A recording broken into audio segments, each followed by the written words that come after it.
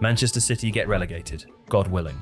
Prediction or wish, honestly, I don't know. But if you ask me right now whether I'd rather see City in the Championship than Tottenham, yes, absolutely yes.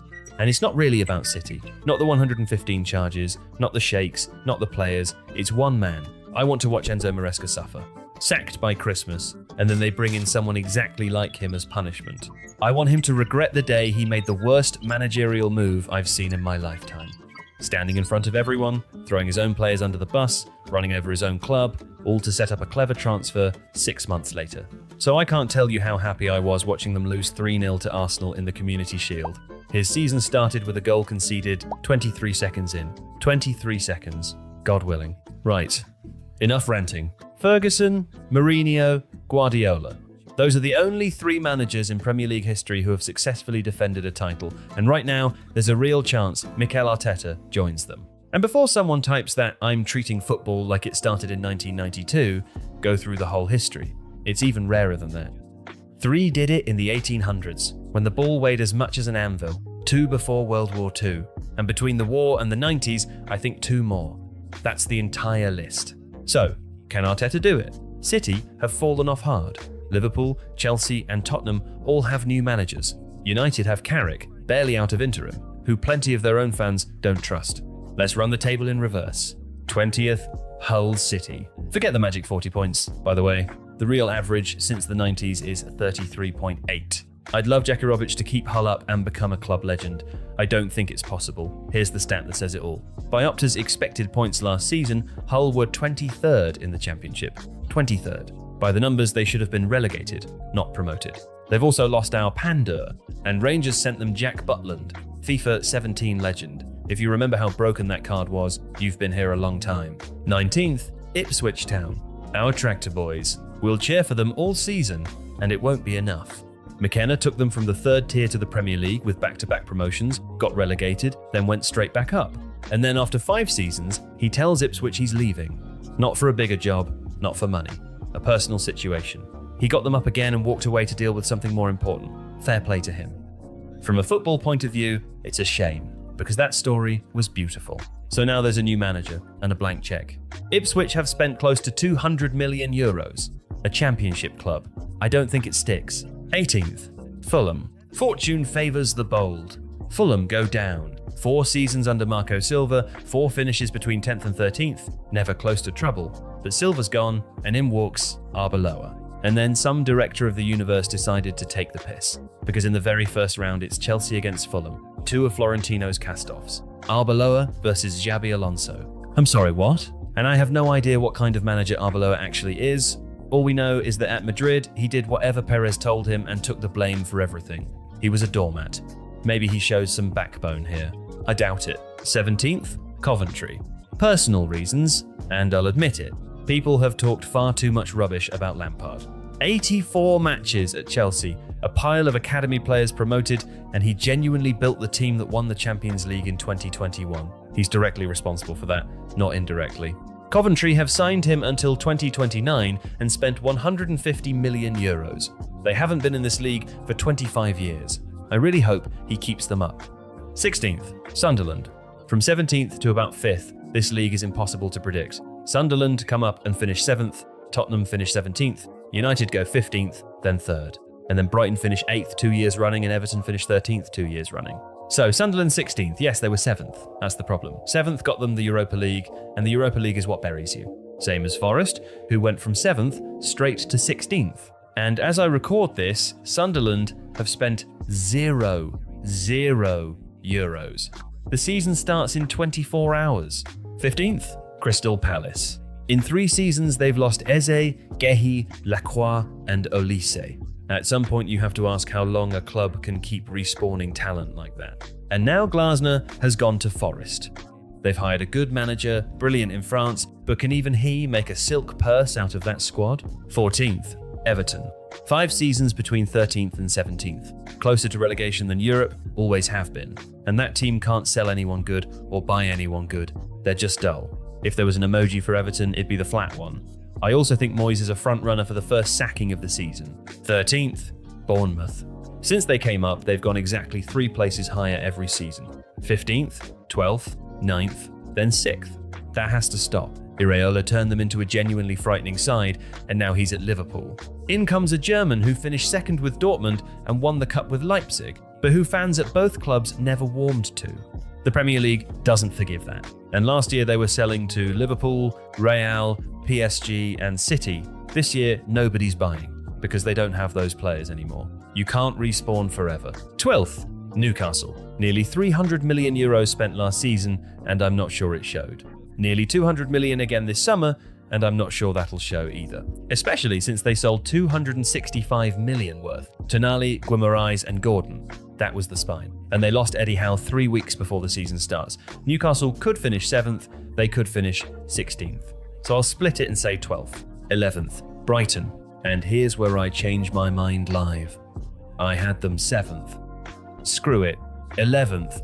And everyone below moves up a spot. They've lost the man who gave them double figures in the league, they've lost Van Hecke and brought in Vuskovic, who I believe in, but nobody knows how he adapts here. Minte is injured, Mitoma's had surgery, Dunk is 34, and they're in the Conference League on top of everything. This is not the show everyone keeps predicting. 10th, Leeds. Mouremovic from Sassuolo is fine, but the important one is James Trafford from City. Trafford was supposed to be City's number 1 last season. The only thing that stopped him was Pep getting greedy the moment Donnarumma became available.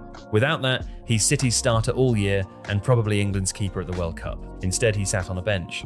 A talent like that, with a point to prove, Trafford, on his own, is worth 10, maybe 15 points to Leeds, just with saves.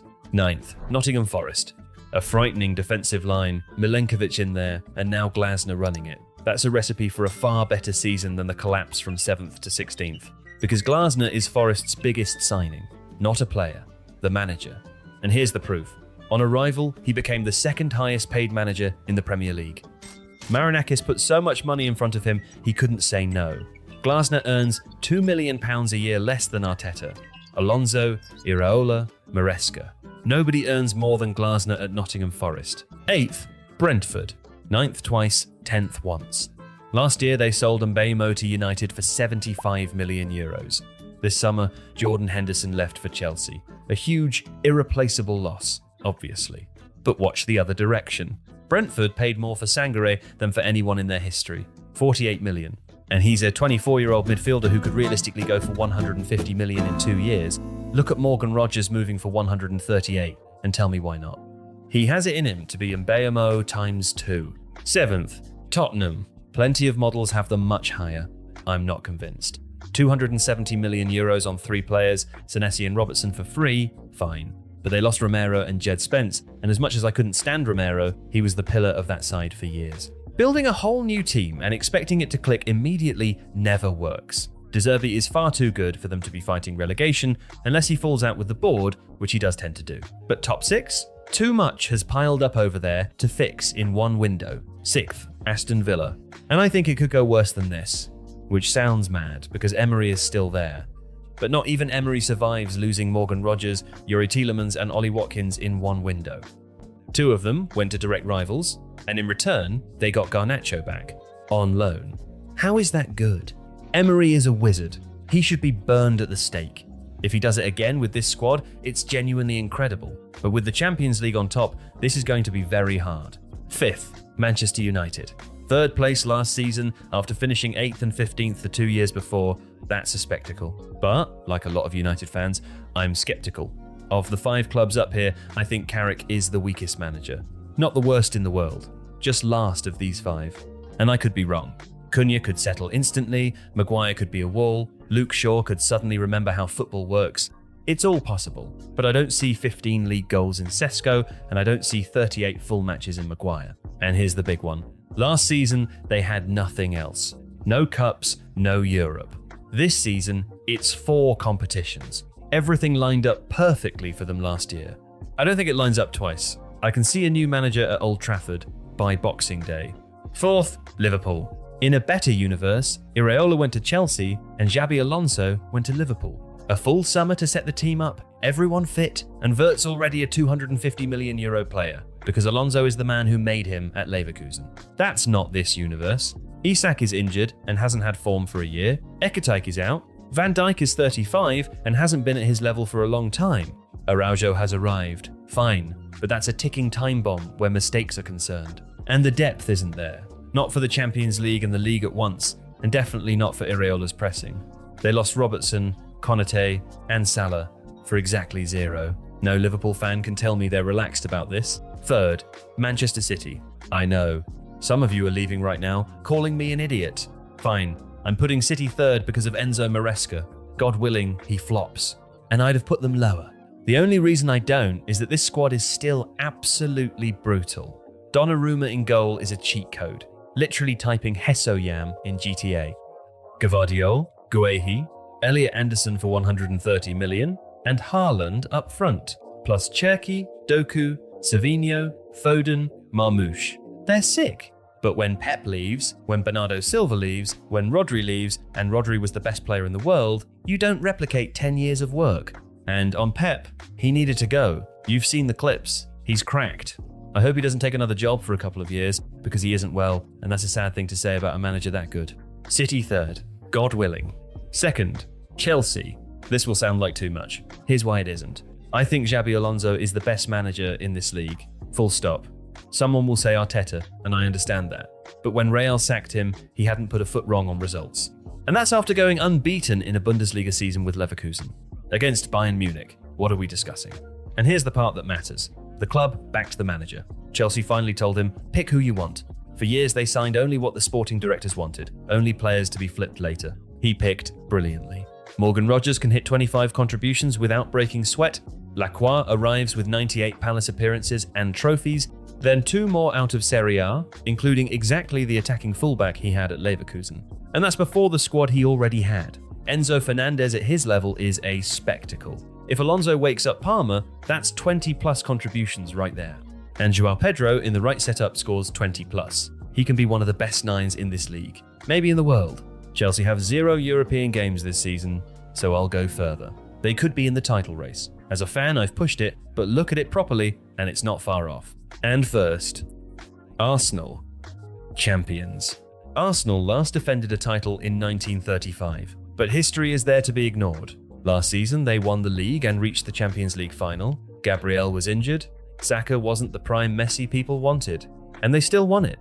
Whether that was corners, or Pep losing his mind, or everyone else collapsing, it doesn't matter. Raya was probably the best keeper in the league. Gabriel is arguably the best centre-back in the world. Rice is the best in his position here, and I don't see how it functions worse this year. Saka can't have fewer than 14 contributions, Gyökeres can't have fewer than 14 league goals. Odegaard is effectively a new signing, because he played 1,300 minutes last season and they won the league without him. And Bruno Guimaraes managed 15 contributions in a bad Newcastle side. If I had to name their biggest problem, it's going to sound stupid, but it's replacing Trossard. He started maybe half the time, but he gave you everything, every time. Nobody's talking about it. They will. So Arsenal have to be favourites. You'd have to be mad not to put them first. They were better than everyone last season, and nobody has improved enough to change that. That's it. Drop your predictions below. Just 2 things. Who goes down and who wins it?